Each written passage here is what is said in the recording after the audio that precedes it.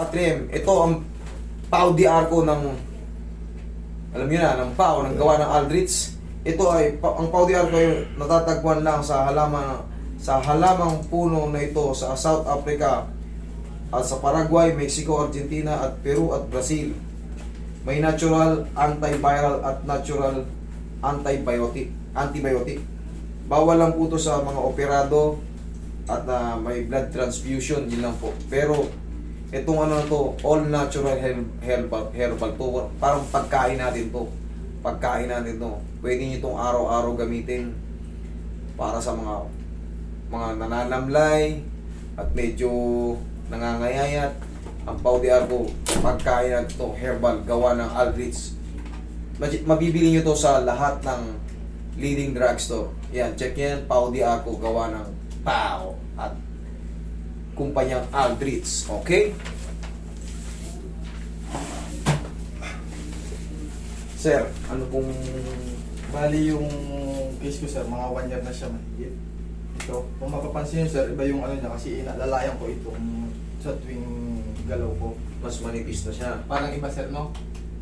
Hindi, pangkaraniwan na yun. Baka mag-ano kayo, baka mag-worry kayo dyan, mag-isip kayo ng ano, wala, numinipis na yung legs ko. Tandaan nyo, pag may problem kayo sa tuhod at hindi pa nakabalik, yung mga quadricep muscle nyo liliit yan. Bakit siya liliit? Kasi hindi nyo naman puwersa, hindi kagaya dito sa kabila, napupuwersa nyo. Ito, pag alam nyo, may tumalon kayo, nag-aalangan kayo, yung muscle hindi nakakapag-develop. Saka parang may phobia ka na ba sir? Trauma sa isip. Pag tumalon ka, parang alam mong bibigay, kaya ang babagsak mo ngayon, pag ganun, yung malakas na mauna. Pero yun nga, sabi ko nga sa inyo, pag naayos yung tuhod, makaka-recover ulit yung quadricep. Bago yung laman niya sir, Mag-ano ulit, mag-ano ulit siya. Maayos ulit. Kailan pa ulit yan, sir?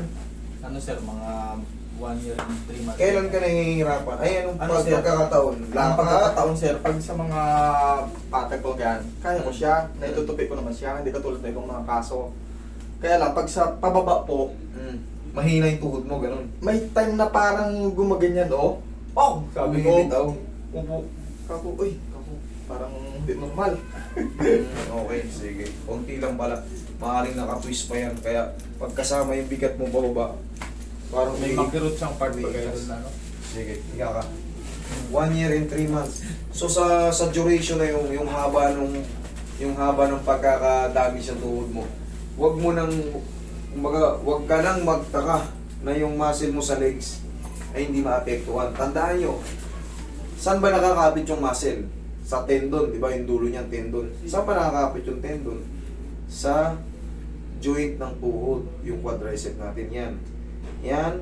Yan. So kung sira yan, or possible na nakaliis ng konti, stress sila. Bali, ang napansin ko baga, idol, pag sa pababa ko, parang ditong first portion ang Bumibigay, gumaganon. Parang dito, wala masyado. Ito, mas masakit. Okay.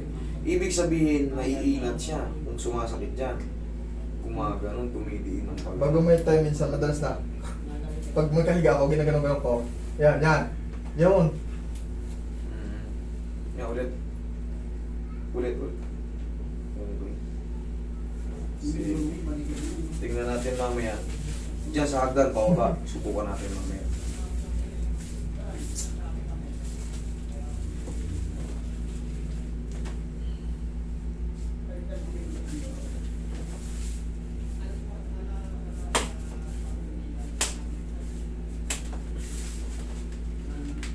Ay! Sobrang lakas.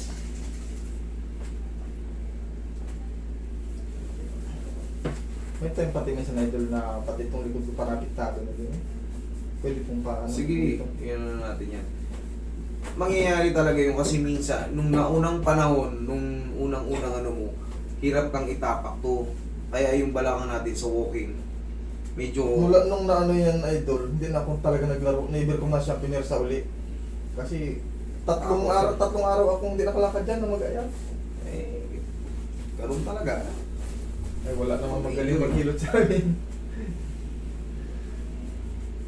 Tandaan nyo, pag may mga gantong na-dislocate kayo, tama yung gagawin, ginawa ni sir, hindi na ipupuwersang Hindi ko ilaro. na nilaro. Kasi pag nawala yung pain ito o walang pain, pinilit yung ilaro. Napabalit. Nakikita nyo naman sa mga video, sir, ang apat ko na to sir. Bakit? Hindi ko naman kasi pinawala ko lang yung magay. Pinilit ko laro kasi championship. Ano nangyari? Naputol yung ACL. Ako isip ko na lang idol yung gustong gusto kong maglaro pero tinis ko. Ganito pa Ako. Baka nagkalamat na ngayon eh. Yung mga yung mga nagkikiskisan, malalaman, yung iba kumakapal, yung iba napupudpud. Yung mga lamad kumakapal, pero yung mga cartilage napupudpud. Pero ano yun, idol, ano pangyayari na ito? Na-x-ray ko yan, align in intact siya. Wala, good yun. Walang lalabas doon. Pinaka the best, MRI. Wala na. Sagad na.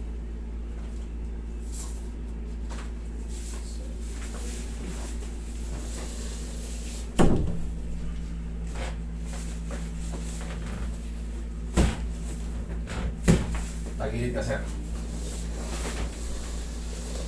Para ibalakang nyo naman. Puso ko dito konti. Dito. Eh, Yun. Malaglag ka ron. ito kasi.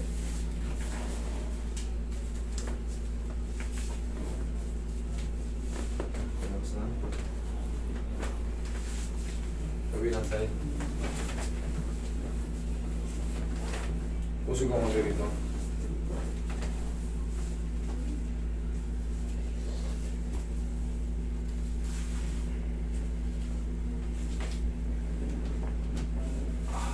Pa.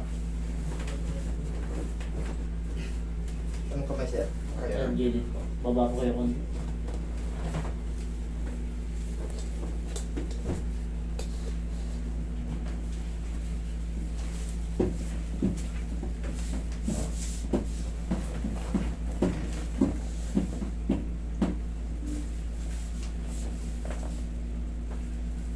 Pero sa balakang ko sa rin, masakit baga.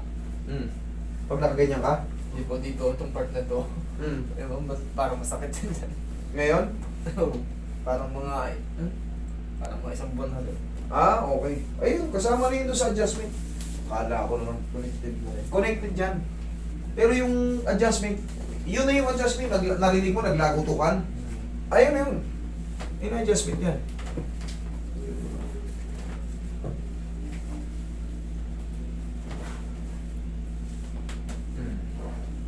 Yoy, bigyan mo ng massage yan isa. Gusto ko hindi nakalugin yung boss. Yung alin? Ito yung ano, ito. Ayun na, inalog ko na eh. Ayun na yun. Tignan mo ngayon. Tignan mo ngayon. Makbang ka raw sa makuha. Tignan mo. Yun na yun. Pakita ko na yun kanina. Sige, tignan mo sa baba. Takbang ka raw sa baba.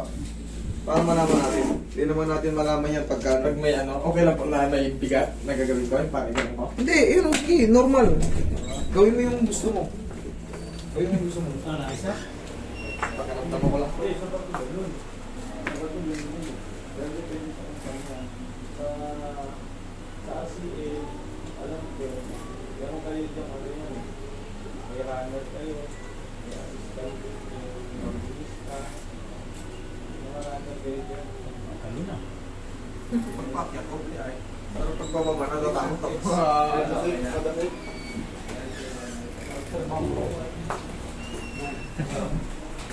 Pag yung may tasik baga siya, may bigat. Yun po niya.